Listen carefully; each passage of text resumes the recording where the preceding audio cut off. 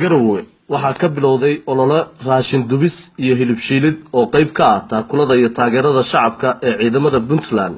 gaar ahaan kuwa ku qulqulaya Tukaraq oo maalmo ka hor maamulka Somaliland uu duulaan ku qabsaday.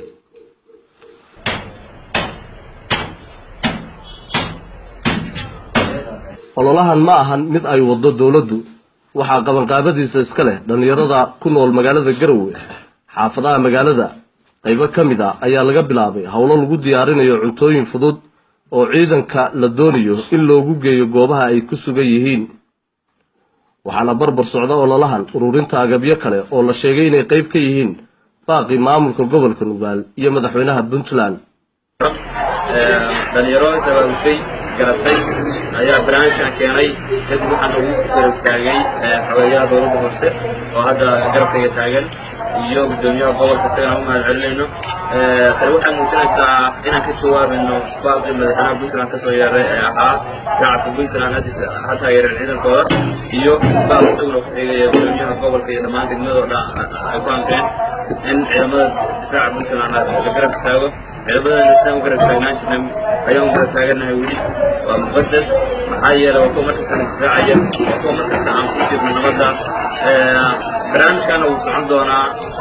maanta bilow weeye laakiin waxaan rajaynaynaa inuu sii socon doono. waa mudan yihiin in ciidamada la garab istaago waa ay mudan yihiin in hiil iyo hoob laga garab istaago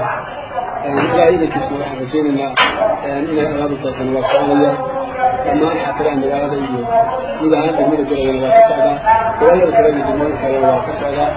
waxayna arrintan ka jawaabaysaa baaqi madaxweynaha dowladda Puntland uu ka soo jeediyey waa in la garab istaago ciidanka difaaca Puntland iyadoo laga jawaabaya ayaa sidaas lasoo abaabulaya waana dhaqan iyo caado hore loogu yaqaan dadka reer Puntland inay raadiyaan midnimada